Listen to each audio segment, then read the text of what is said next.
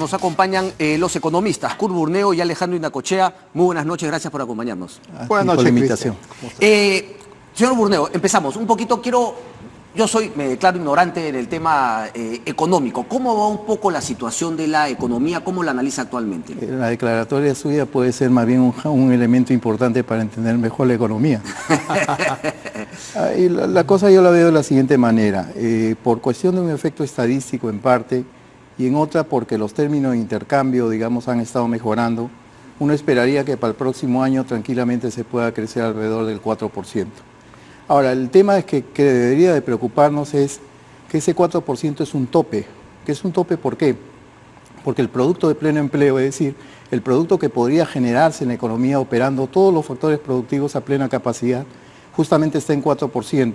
La clave y el desafío es cómo hacemos para que el producto de pleno empleo, el producto potencial, pueda crecer a tasas mayores al 4%. Y para eso, ¿qué necesitamos? Mayor inversión privada, mayor inversión pública, e incremento en la productividad de los factores. Y esos son temas, digamos, que definen lo que es el mediano y largo plazo en la economía, y sobre eso yo creo que hay algunas medidas de política económica pendientes de adoptar, ¿no? Que no se están dando por el momento. Por lo menos declarativamente sí, pero del dicho al hecho hay un poco de trecho, ¿no es cierto? Muchísimo trecho en algunos casos, ¿sabes? Pero digamos, yo diría que esa es la preocupación. ¿Cómo hacemos para que el producto potencial, el producto de pleno empleo, sea mayor al 4%, y no tengamos tasas de crecimiento tope de 4%, que es lo que se anuncia para el próximo año? Porque no te olvides que necesitamos crecer cuando menos al 5% con la estructura productiva actual para absorber a la población que se incorpora al mercado laboral todos los años. Correcto. Estamos hablando de 250.000 personas más o menos. Para que puedas absorberlo, por lo menos tienes que crecer al 5%. Entonces, el cuadro que podrías tener el próximo año es que creces 4%, pero como no has podido absorber al total de esos 250.000 personas en el mercado laboral, lo que vas a tener es crecimiento del PBI, sí, pero con crecimiento del subempleo también. Correcto, correcto. Quiere decir entonces que por lo que estamos creciendo en los últimos años, hay un buen grupo de gente de esos 200.000 que se están quedando sin un empleo. Por eso que el subempleo es más o menos el 70% del mercado, es decir, 7 de cada 10 peruanos son subempleados. Entonces, cuando tú hablas de AFPs, cuando hablas de vacaciones, de planilla, estás hablando pues de cosas que solamente existen de 3 para cada 10. Uno de cada 4. Uno de cada 4. Alejandro, ¿coincides con 4% y finalmente que estamos marcados un poquito por falta de reformas en ese tope 4%? Mira, coincido por lo planteado con Kurt. Se viene un relanzamiento de la economía. Eso es indiscutible. En la reconstrucción, 23.000 millones de soles, que me preocupa seriamente cómo se van a canalizar esos recursos. Ok. Estamos hablando de los panamericanos y tenemos es un tema que te ha traído en los últimos tiempos. No, pero la suerte está echada, porque finalmente la decisión política, ahora solo queda que finalmente, digamos, que se haga. Se gaste bien, se invierta bien, qué sé yo, que se pueda sacar el máximo provecho. Y la tercera variable es la mejora en el precio del cobre. El cobre ha mejorado 50%, entonces sin hacer nada, este año la caja fiscal va a recibir más de 3.000 millones de dólares. Esta reactivación va a ser una reactivación para el 2018 y 2019 con gasto público exclusivamente. Okay. Termina eso y el gasto público es por una sola vez. ¿Cómo hacemos para que esto sea sostenible? Y coincido por lo planteado con Kurt. Tenemos necesidad de que eso se haga con una inversión privada, para que ese crecimiento sea permanente. Porque de otra manera el problema es, termina esta ola de gasto público que ocurre por una sola vez, llegamos al 2020 sin caja fiscal, los precios de los minerales en baja, y peor si entramos en una campaña electoral. Y no se han hecho las reformas, ninguno pero de los reconstrucción es gasto público, pero por ejemplo, digamos, la mejora en el precio del cobre no hace que vaya a haber más inversión privada en proyectos mineros, ¿o no necesariamente? No necesariamente. ¿Por qué? Por el tema político que finalmente falta darle ese impulso. Falta esa decisión política. El verdadero destrabe debería ir en el sector privado. Mira, Chile, con yacimientos ya agotados, tiene proyectos por más de 100.000 millones de dólares.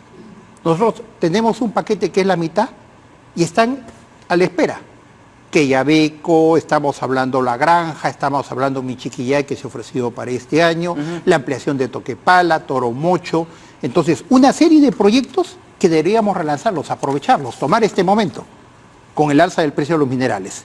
Kurt, ¿cómo plantear también? ¿Coincides con ese tema? ¿Es solamente, digamos, la minería o la minería finalmente como punta de lanza de esta inversión privada?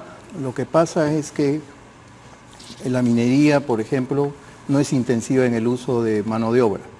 Entonces, ¿qué tienes? Por ejemplo, el año 2016 se creció a 3.9%. El PBI creció a 3.9%, pero la mitad de esa tasa de crecimiento respondió a minería y hidrocarburos. ¿Y eso qué significó? Que el crecimiento de 3.9 no se reflejó, digamos, en la economía urbana, en el empleo. Entonces, la idea es apuntalar a aquellos sectores no primarios de la economía, porque los sectores no primarios, le hace construcción, manufactura, servicios, son intensivos en el uso de mano de obra.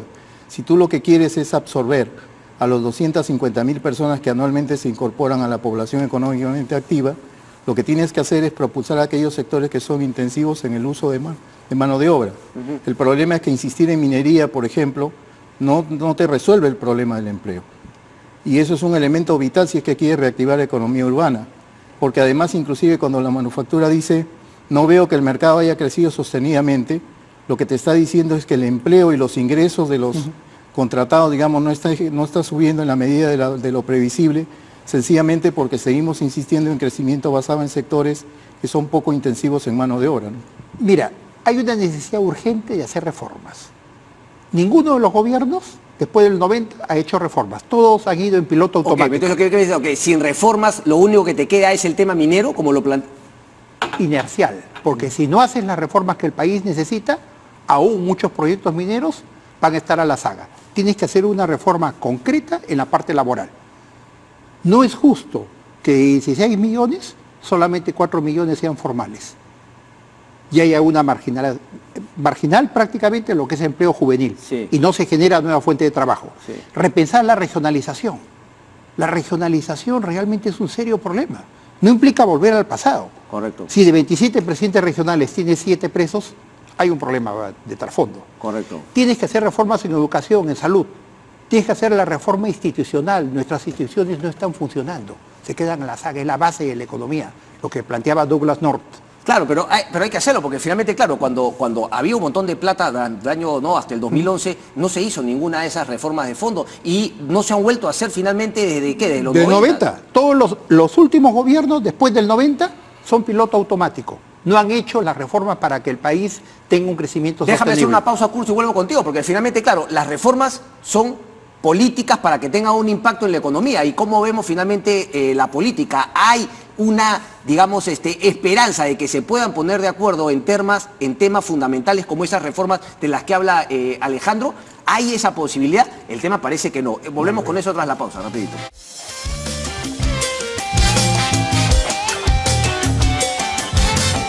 Bien, amigos, un tope de 4% justamente si es que no se hacen las reformas. Las posibilidades hay. Hay, digamos, la esperanza de que se puedan hacer reformas. Lo hablamos justamente durante la pausa. Kurt, ¿tú crees que, claro, las reformas se hacen en el primer año? Quiere decir entonces que vamos a seguir en esta dinámica hasta el 2021. No hay otra.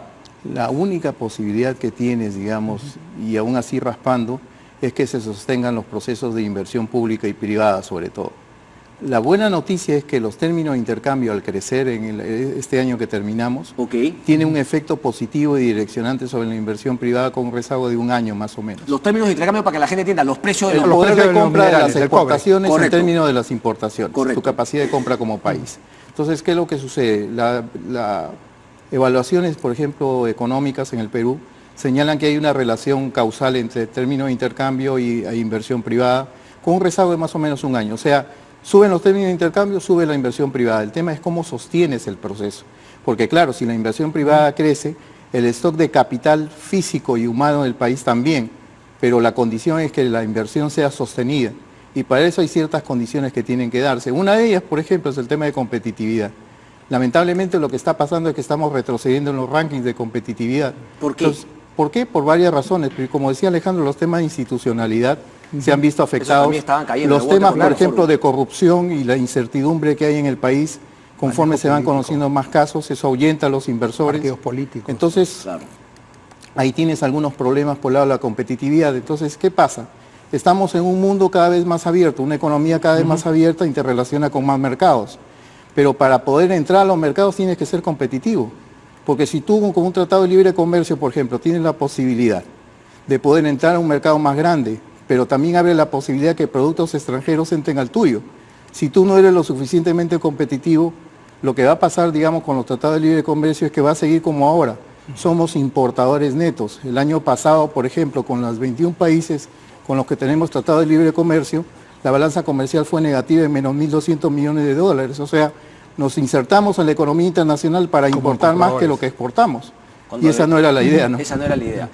Alejandro, a ver, un poquito también lo que decía, ¿no? Porque veo que ahora, por ejemplo, el CADE, digamos, hace una especie de mea culpa, ¿no? A solapado, ¿no? Algunos se dice... No más cuerdas separadas. No más cuerdas separadas. Ahora la economía, si es que finalmente no hay un crecimiento también de la institucionalidad, de la política, pues no va, digamos, a ningún lado. Pero más allá de que no haya esa fuerza y no haya esa decisión en el Congreso, ¿acaso los empresarios han querido verdaderamente una reforma? Mira, no ha habido una concertación para ello. No ha habido una decisión realmente para mí de apoyo político e insistir en las reformas que el país necesita. Como que las cosas se daban inercialmente. Ahora, porque a veces algunos dicen, bueno, la reforma hasta donde me interese, pero cuando en verdad para acá pierdo no. mi espacio de ganancia y tengo que en verdad competir y salir de mi zona de confort, ahí todos miran por otro lado y dicen, no, que se mantenga el status quo nomás. Ahora, lo que me preocupa es que se les dé el tiempo político. Porque estas reformas, si no las haces el primer año, ya no lo haces en el tiempo que queda. Bueno, entonces ya y no sé. menos un partido, ¿no? Un gobierno que no tiene partido. Un gobierno que no tiene ese apoyo político. Pero uno diría me preocupa eso. Pero uno diría son 4 años que Fuerza queda. Popular, que se supone que el fujimorismo que hizo esas reformas, finalmente ellos ya rompieron, digamos, con esas medidas, esas reformas de primer piso, como algunos les llaman, y se ha vuelto más populista. Es el antifujimorismo. Observa, son políticas contrarias. Fujimori hizo la privatización. Ellos plantean que Petroperú explote los lotes de la Amazonía petroleros. Fujimori eliminó la cédula viva. Ahora restauran ellos cédula viva. Ok, entonces observa, mira, qué curioso. Reformas de fondo no van a haber, por eso tú dices que por lo menos haga un paseo por el Perú y saque adelante los proyectos mineros, porque eso sí te puede dar un aire. Mira, con eso sería un avance.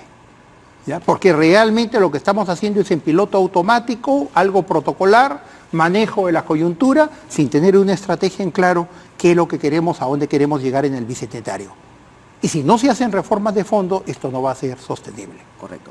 Quiero que me cuenten un poco, Kurt, ¿no? Digamos, ¿qué te parece esta decisión justamente, como la cédula viva, lo que le has planteado, este tema de volver a estas pensiones para militares y policías que se ha aprobado en el Congreso por insistencia, ¿no? Porque el Ejecutivo lo observó y que ahora dice incluso el Ejecutivo va a llegar hasta el tribunal? Partamos de la idea de que finalmente el tribunal le da la razón y el tema se queda. ¿Cuál va a ser el impacto en la economía? Lo que pasa es que esto es solamente una de las muestras de descoordinaciones que hay o de oposiciones que existe. Todo esto es observado por los inversores. Si uno se pone en los zapatos de los inversores y ves un país donde los conflictos entre los poderes del Estado no es la excepción, sino la regla, por ejemplo, te provocaría invertir. Es un tema también de saber hacer las cosas de manera distinta.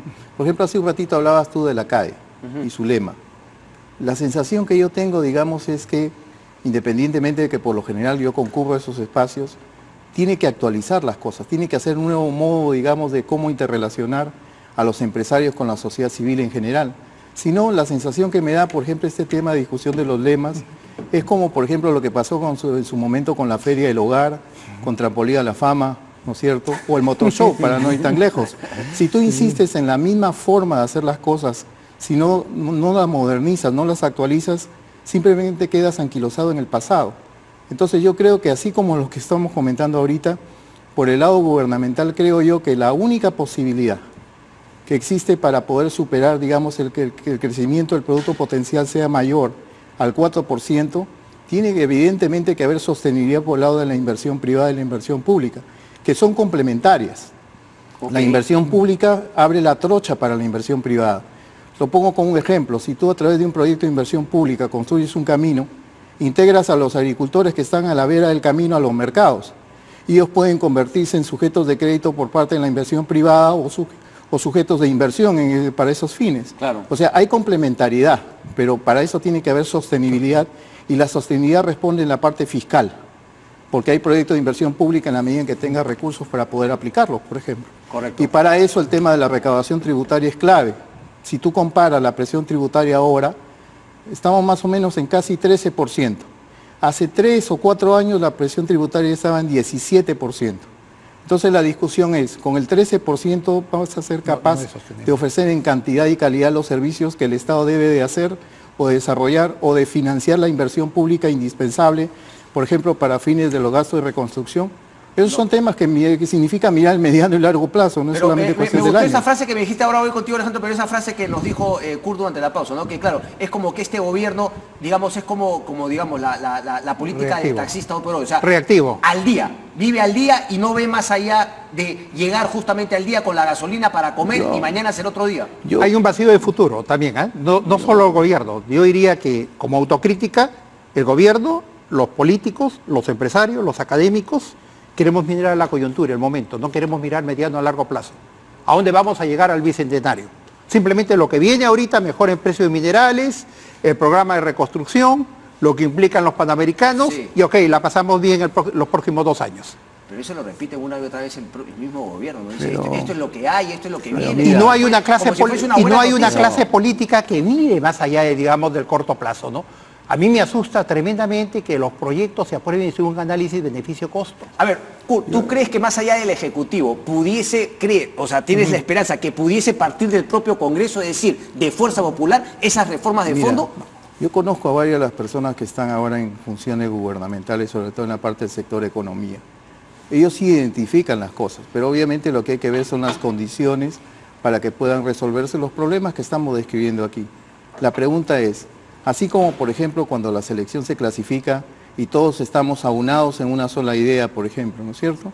¿Por qué no puede suceder eso a nivel del poder ejecutivo y del poder legislativo? Si obviamente el pisarse las mangueras entre los bomberos significa, digamos, un mal para todos. O sea, yo creo que la fuerza de la necesidad, por lo menos la esperanza es lo último que se pierde, va a ser que en algún momento la gente del Congreso reflexione que es un mal negocio para ellos mismos si pretenden ser gobierno, Eso. que este gobierno fracase. Eso es fundamental. Más aún, la estrategia del gobierno debió plantearse en la siguiente forma. Mire, acá vamos a perder los dos, no va a haber ganador. Claro. ¿Por qué? Porque va a ser tan fuerte rechazo a la clase política que vamos a exponer al país para una situación radical en el 1921, en la época del Bicentenario.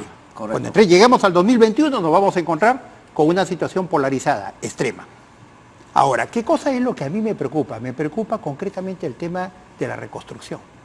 No tenemos una estrategia clara. Perdón, antes de que Hay entres a una la presión. reconstrucción, yo quería que culmines, porque le había preguntado a Kurt, pero el punto respecto de lo que va a significar este tema de los militares y los policías, Mira. ¿qué impacto va a tener Mira, en la economía? primero mi reconocimiento a las Fuerzas Armadas. Ok. Mi padre era militar, tengo familia militar, pero esto es al margen de ello. Acá, ¿qué sucede? Se ha planteado un sistema de cédula viva. ¿Qué significa cédula viva? Significa un reajuste automático, histórico, independiente de lo que tú has aportado. Primero, este dispositivo es anticonstitucional. ¿Por qué? Porque los congresistas nos juramentaron con la Constitución. Correcto. Y la Constitución, el artículo 79, No hay señala capacidad. claramente que ellos no deben tener iniciativa de gasto. Iniciativas. Abiertamente lo están violando y nos están anunciando. Porque si no, si lo hicieran sin darse cuenta, una ok. vuelta de tuerca, pues, una vuelta de Ya. tuerca le ha encontrado Luis Galarreta. No me acuerdo exactamente cuál es el No. planteamiento. Dice Ahora que que- está simplemente volviendo a un tema que ya se había planteado No, antes. dice que se beneficia a 100.000 personas, pero entonces, ¿por qué no se hace extensivo a todos? Porque además es un sistema inequitativo. Yo estoy de acuerdo con que tenemos que reconocer salarios Ok, acorde pero con las fuerzas armadas. más allá de la Sostenibilidad. inconstitucionalidad o no, el impacto en la economía El sería impacto muy de la fuerte. economía va a ser 0.2. Estamos hablando de lo siguiente, mira, si esto tú lo proyectas, ¿cuánto va a implicar pagar a futuro con las personas que se van a jubilar, que a los 15 años ya te puedes jubilar? Ya. Solamente das aporte del 6%. En valor actual implican hoy en día más de 15.000 millones de soles que estás comprometiendo la caja fiscal. Si esto lo vas acumulando de acá al bicentenario, en 4 años, estás hablando de un déficit acumulado casi del 0.8%. O sea, en otras palabras, ellos han aprobado una ley sin mirar el largo plazo, el mediano y largo plazo, que estamos comprometiendo a la generación del futuro. Solamente quiero preguntar antes de la pausa, ¿coincides con eso, Kurt? ¿Crees que es un despropósito esta decisión del Congreso?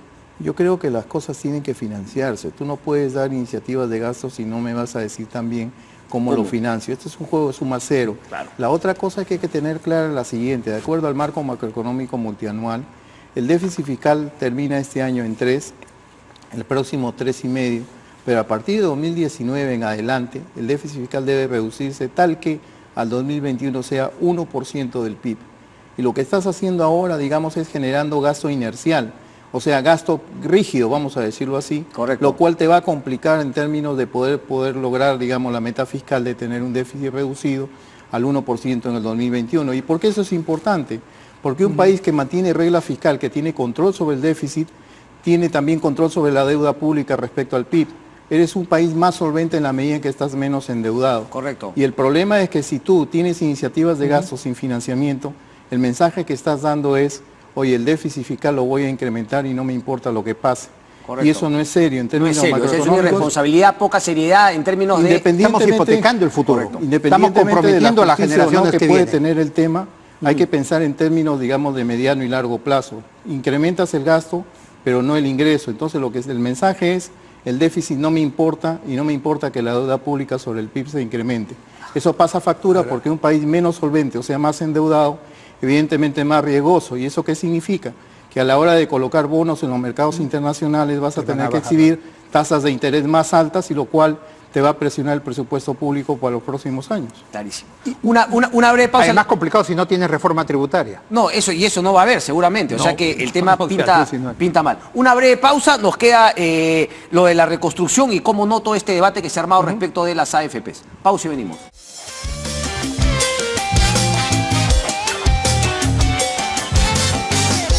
El tiempo nos gana. Las AFPs y la reconstrucción. Empezamos contigo, Alejandro.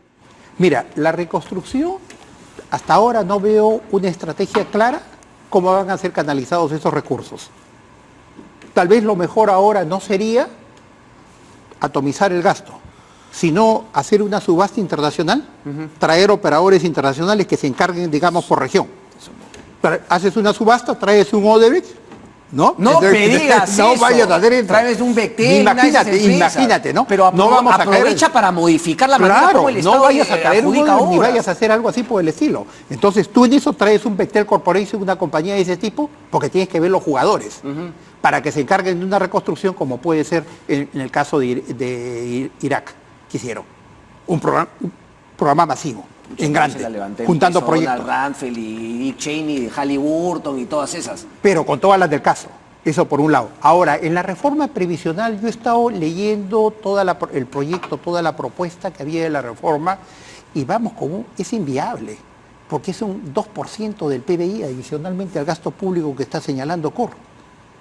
Inviable entonces lo que planteó No lo veo, es comisión. muy teórica, muy etérea plantear. Si bien hay cambios que hacer, tienes que agregar competitividad al sistema, tienes que unificar los sistemas porque tienes por un lado la ONP, tienes por otro lado el sistema privado de pensiones, las AFPs, ¿ya? Tienes pensión 65 Sí. y ahora tienes una pensión militar con cédula viva, Sí. con lo cual has complicado el panorama. Tienes que dar una pensión mínima, digamos, jubilatoria, que pueda haber al final, y incentivar el sistema de competencia, pero no concentrarlo en un sistema estatal. Entonces, ahí todavía hay una agenda larga que discutir, pero la mayor limitante la veo es que está planteado a nivel de gasto público de un 2% del PBI, una reforma que es bastante lejana de lo que es viable. Mira, comienzo por el tema previsional. Yo quisiera hacer hincapié en algo. Aquí estamos hablando de la realidad de 3 de cada 10 trabajadores en el Perú. Nuevamente. Entonces, pongámonos a pensar, 7 de cada 10 trabajadores no cotizan a ningún sistema previsional. La pregunta que se cae de madura es, ¿y qué va a pasar cuando estas personas lleguen a ser adultos mayores? Si no han cotizado ningún sistema previsional, ¿de qué van a vivir? ¿De la caridad? ¿De los familiares? Pensión 65 quizás, pero eso es entrar a los bolsillos otra vez de nosotros los contribuyentes. Sí. O sea, no estamos yendo al problema real que atraviesa la mayor cantidad de peruanos, estamos hablando de una élite donde podríamos estar algunos de nosotros.